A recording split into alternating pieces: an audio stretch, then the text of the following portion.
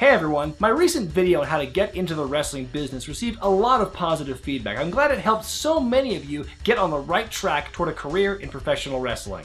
Due to the massive influx of questions I've received on this topic, I'm going to turn this into a semi-regular series called Getting Into the Biz. On this edition, we're looking at some of the most common questions asked by you, the fans, since that first video came out. Let me start off by saying I've got a lot of questions on the level of, how is this trainer? Is he good? How is this school? Is it good? You know, I really couldn't tell you for the most part. I can lead you towards some good schools in like Nevada, California, and Oregon, the places I've actually worked, and that's it. Otherwise, you know, you've got Google. I recommend you use it. I will say, if you are unsure about a school or a trainer and want to get a closer look, most schools will let you sit in on a practice session so you can see how they operate. You shouldn't have to go into a training school blind. I've gotten a lot of questions from fans about their body type, saying, I'm really skinny, should I bulk up to become a wrestler? Or, I'm really overweight, should I lose weight to become a wrestler? And really, the answer is no, but it sure as hell doesn't hurt either. Wrestling is based on looks now more than ever before. The key question is for all the wrestlers who step foot into a ring,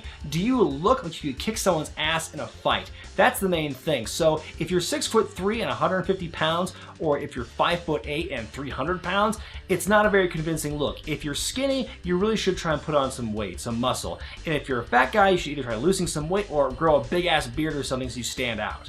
Now, when it comes to fat guys who made it in wrestling, a lot of examples people list are like Dusty Rhodes and Vader and Bam Bam Bigelow and Kevin Owens most recently, and that's very true, but those guys are in a very, very small minority, and chances are you ain't Dusty Rhodes. All the examples that people list, all those guys had some awesome quality about them that made people look past their body type. Either way, whether you're fat or you're skinny, I suggest that anyone who gets into wrestling invest in a gym membership, or at the very least a treadmill. Cardio is a wrestler's best friend, never forget that.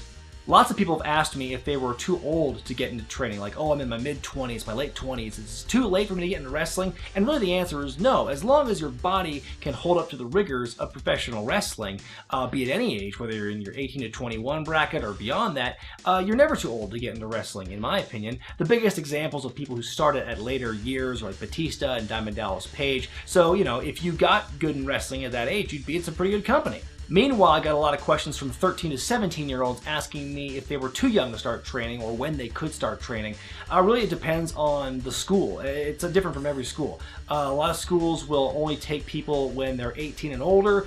Others will make exceptions for 16 and 17-year-olds if they have written permission from their parents. But again, it's totally based on the school and what they're comfortable with doing. You just have to do your research and ask them. And if you're too young to start training just yet, you gotta be patient. Besides age and weight, the most frequently asked questions I've gotten are related to how do I become a booker or how do I become a commentator or an announcer. Let me tell you right now, those two positions, booker and commentator, are some of the hardest roles to get in professional wrestling on the indie scene.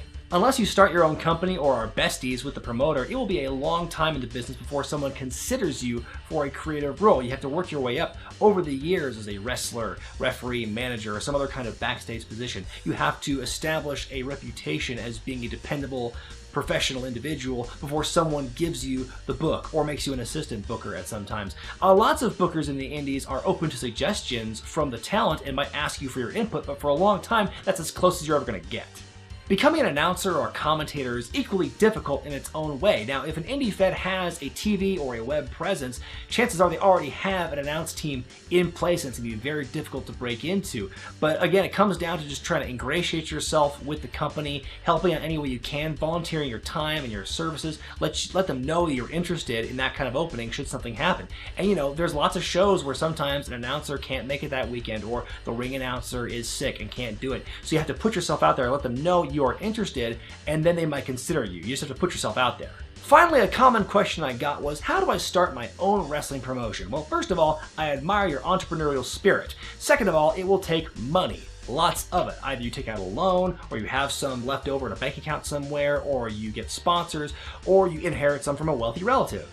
Off the top of my head, you'll need a ring, a place to store it, a way to transport it, you'll need equipment, a promoter's license, you'll need the insurance policy money, marketing, and of course the talent. Each state and each country handles wrestling promotions differently. It varies from place to place because the laws are so different. So you need to do your research and find out what you have to do, what forms you have to sign, etc. to become a proper legal wrestling promotion. But the most important thing, my friends, is money. And like any business, you have to accept the risk of losing money. I hope this video has helped answer some of your frequently asked questions on how to get into the wrestling business. I plan on doing more videos from here on out about this topic, so anything I didn't address, feel free to ask it in the comments section below. Be sure to thumbs up this video, subscribe to Wrestling with Regret, and buy the t-shirt. I'm Brian Zane, and I'll see you next time.